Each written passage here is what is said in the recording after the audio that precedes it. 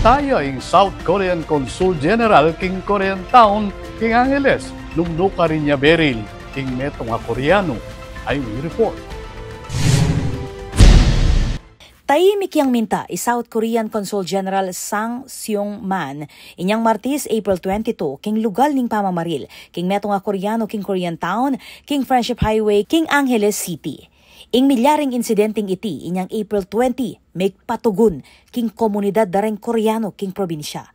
Makuyad at alang seremonya ing pamamuntaning opisyal at tinangging mamye pasyag kareng miyembro ning media.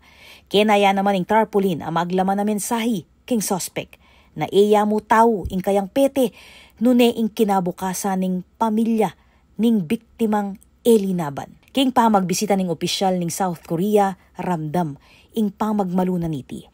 Linwala naman king online, linwala naman king social media ring open letter at kulay dareng Koreano para king mas matigi ka seguridad at hustisya king biktima. Ako po, Patricia Mamangon para king News Force Pampanga.